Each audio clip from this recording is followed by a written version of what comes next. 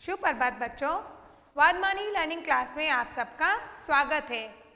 आज हम आपकी पाठ्य पुस्तक का विषय बिंदु है हमारा क्रिया। तो आज हम क्रिया करेंगे। इसके लिए मैं आपकी किताब का अध्याय 8 चौथी क्लास में हिंदी व्याकरण की किताब नहीं है, तो आपको इसी किताब से क्रिया करनी है। तो चौथी और पांचवी दोनों के लिए ही है ये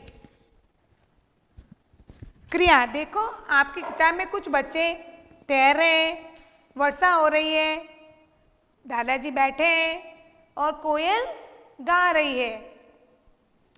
तो इन चित्रों में क्या बता रहा है कि बच्चा क्या कर रहा है? तैर रहा है, वर्षा हो रही है और दादाजी बैठे हैं, कोयल गाना गा रही है। तो ये सब कुछ ना कुछ काम कर रहे हैं। तो व्याकरण में जो भी काम करते हैं उसको हम क्रिया ही कहते हैं।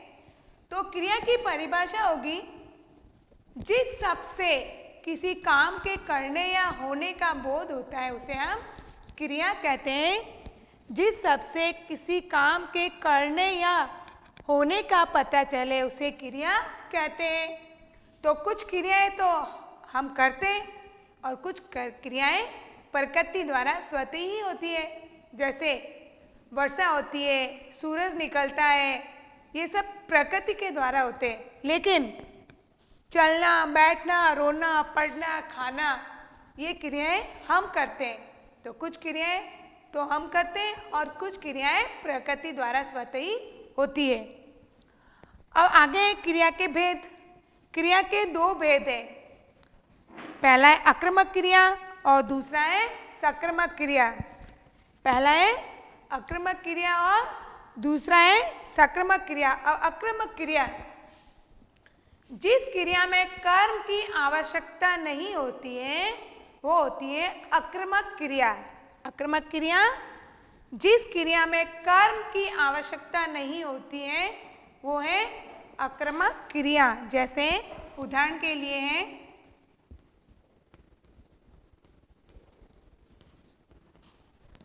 गीता हंस रही है,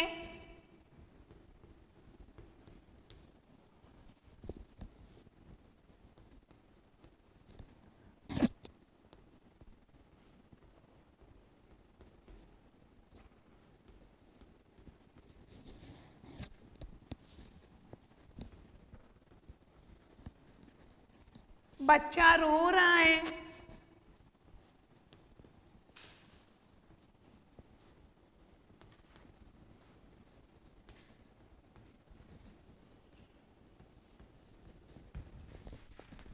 तो उदाहरण है गीता हंस रही है। इसमें कर्म नहीं है, गीता क्या कर रही है? हंस रही है।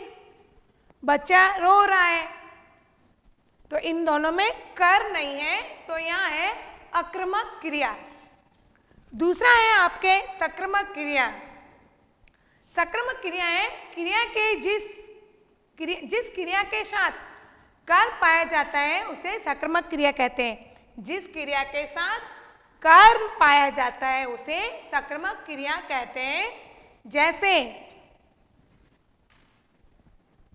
उदाहरण,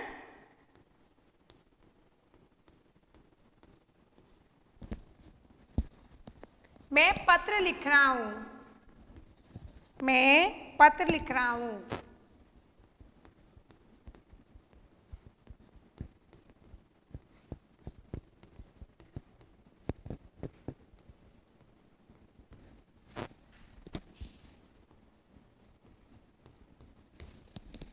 इसमें मैं क्या कर रहा हूं? मैं पत्र लिख रहा हूं या रही हूं, लिखो।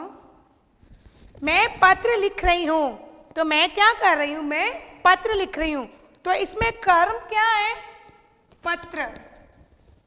कर्म है इसमें पत्र और लिखना है क्रिया। तो मैं क्या कर रही हूं? पत्र को लिख रही हूं। तो कर्म है मेरा पत्र और क्रिया है मेरी लिखना। इसी तरह दूसरा है,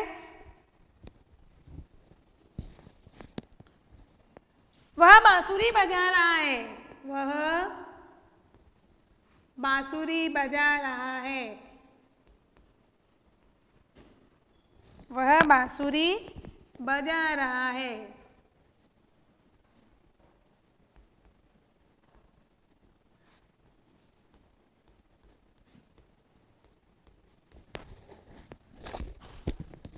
इसमें बांसुरी क्या है? कर्म। वह क्या कर रहा है? वह बांसुरी बजा रहा है। और क्रिया क्या है? बजाना। वह बांसुरी बजा रहा है, इसमें कर्म है बांसुरी और क्रिया है वो क्या कर रहा है? काम क्या कर रहा है? बजा रहा है। तो आप वापस देख लीजिए एक बार पुनः परिभाषा।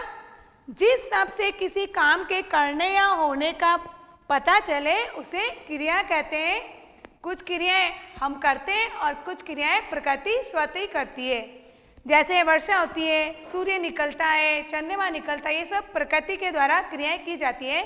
लेकिन हम पढ़ते हैं, खेलते हैं, खाते हैं, लिखते हैं, दौड़ते हैं, ये सब हमारे द्वारा की गई होती है। तो ये कुछ हम भी कहते हैं वो क्रिया ही होती है। फिर है क्रिया के भेद। तो क्रिया के दो भेद हैं, आक्रामक क्रिया और सक्रमक क्रिया।